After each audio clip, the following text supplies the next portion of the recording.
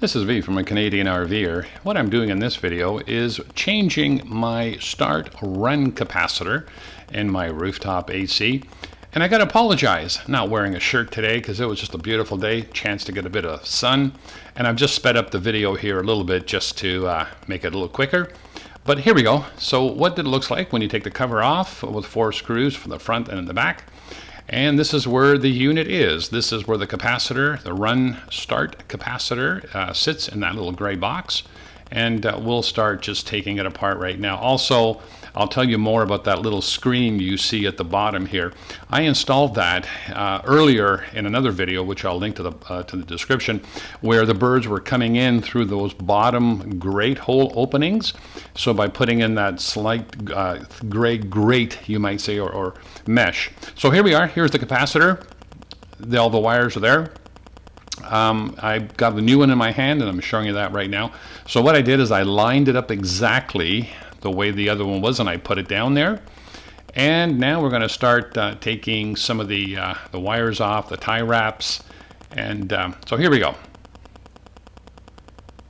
We're cutting all the tie wraps on the old system.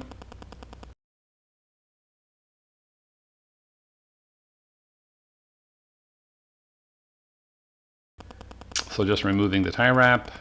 Then what we have is there's a piece of all hole, I guess you might want to call it, that just holds the capacitor in place. You just remove the one screw from there. And maybe a nut driver would be better, maybe a 1/4 inch nut driver than a flathead screwdriver. But that's all I had with me up on top of the roof, so I wasn't going to go back down just to get the nut driver. So just take it out.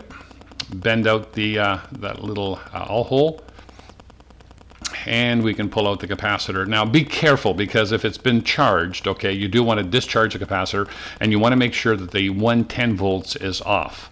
So here it is. I've now popped on all the new screws. There's the new capacitor. All the tie wraps are back in. I just did it that way. I didn't film it because it was so boring just to watch me change connections. So I thought it'd be much easier just to show you finished. And you just put the wires on exactly as it came off the old one. So now what we're going to start doing is putting the cover back. I've also sped up the video just to save time. And you put all the screws back. You make sure it lines up.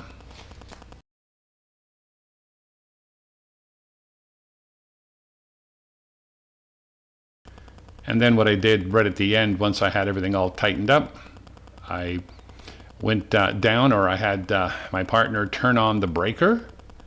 And this last little bit, you'll see where I'm just tightening all the screws, getting everything lined up, make sure that there's no water penetration into the box, and keeping it quite dry. So here we are. We've got all the screws back, and now we're just finishing up. So here it is running, and it's all done. So thanks for watching. This is V from a Canadian RVer. Thanks for watching. See you soon.